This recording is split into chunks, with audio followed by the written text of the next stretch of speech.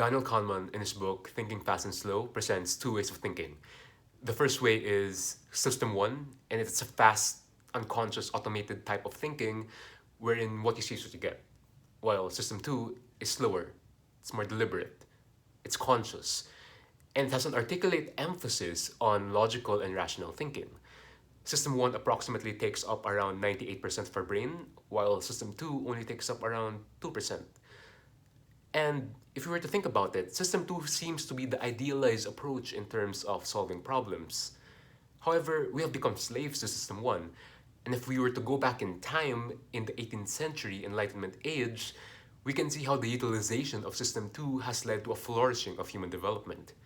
It was a period in history wherein people are often seen to be stagnant because it was the quiet prerogative before the French Revolution came knocking at their doorstep. However, in this quiet prerogative is a revolution, an intellectual and cognitive revolution, wherein not only did they reject the anti-clerical laws and the blind allegiance to faith that came before it, but there's also a celebration of witticism and empiricism and observation and a birth of prominent ideas from philosophy such as Marx, from Smith, Hume, Voltaire, and many more. Immanuel Kant, in his essay, What is Enlightenment, stated something along the lines of, if someone were to ask, are we living in an enlightened age today? He would answer, no. But we are living in an age of enlightenment. And his aphorism, so we're all there to know, goes to show that the Enlightenment is not just a period in history we look back upon, but it's also something that we practice even to this day. And it's something part of the human agenda because it is through science and reason wherein we progress and develop as a human species. Now, having that said, why does it seem that we still succumb to System 1, especially in a digital age filled with inundations of overstimulation and information? Let's go back again. Now, along with the Enlightenment age, there is the birth of the monarch system, wherein the general consensus is that there is this singular power source. And the idea is that these monarchs or these kings would promise the people land and safety in exchange for the people's work and loyalty. And this idea is called absolutism, and it has strengthened national economies. Now, it's so easy to disregard absolutism as totalitarianism, but I don't think that's the case because it has spread Enlightenment ideas and it has given birth to a social structure that not only propagates the concept of equality and emancipation, but it also has given rise to the labor force in spite of the unequal power structure. We tend to equate inequality with poverty. However, I don't think this should be the case since the two aren't the same at all. You know, inequality is not morally objectionable. However, poverty is morally objectionable. If, for example, I got a person and that person has lived a long, healthy, and fulfilling life based on his or her own personal welfare, then it doesn't matter if that person owns a car or how many cars he has or what's his salary or whether he's richer than Jeff Bezos or something like that. Because inequality and poverty, although they are related, they are not essentially synonymous. And to assume that one is the cause or reason for the other is grounds for a post hoc fallacy. And this also leads to a lump fallacy, wherein we assume that money is a finite resource. Hence, in order for the rich to become richer, they should exploit the poor for them to become poorer, similar to a zero-sum game.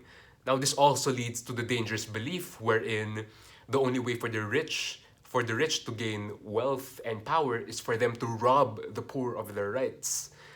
But if we observe the development from the Industrial Revolution to the 21st century, we can observe that there is an exponential increase in wealth, one shown not only through capitalism, but also through the presence of the labor force, one made ubiquitous by feudalism, which is sort of the mutual relationship between the monarchs and the masses. All of that made possible with the Enlightenment age.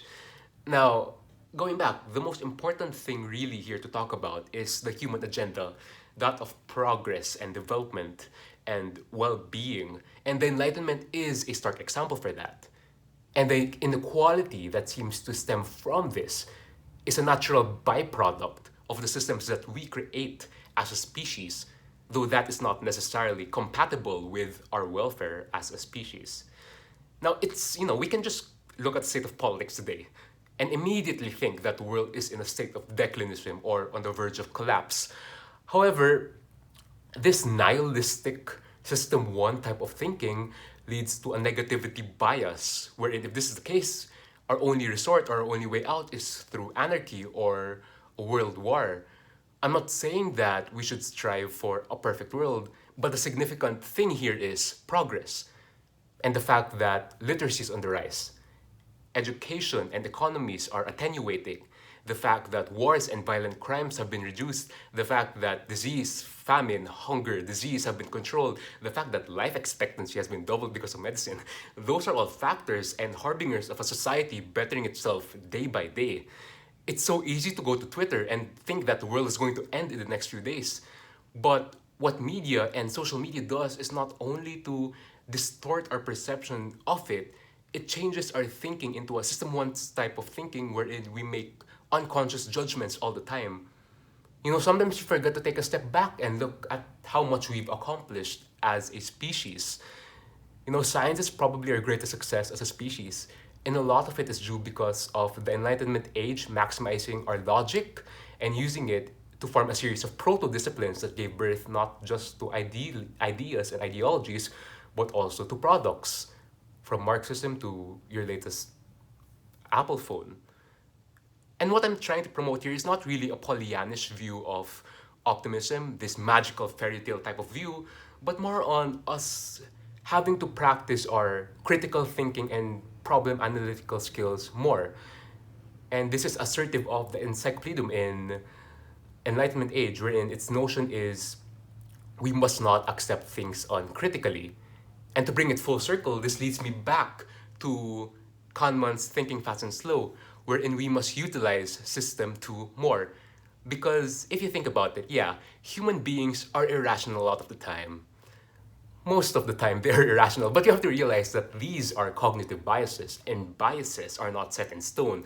Biases can be rectified if we use reason, if we uphold reason, which is one of humanity's greatest assets, and that of which separates us from other species, and that of which gives us the better pedestal in terms of power and complete superiority over the world. In a world where right-wing and left-wing ideologies have become secular religions in and out of themselves, I think we have to realize that our greatest enemy as a species is not really our political adversaries or artificial intelligence, but I think it's more on the regression and the entropy we face if we don't use our ability to think to solve global problems like world hunger and pestilence, which are maladies that we have conquered. The artificial and existential threat of World War III or robots taking over the world tend to be misallocated fears of subdued latencies, which are brought about and overhyped by social media and media, wherein the click of a button can lead to ad hoc fallacies and politicization and sensationalism and fake news. All of these are a product of ignorance. People say ignorance is bliss, but really, who are we kidding? The product of enlightenment is the product of human reason.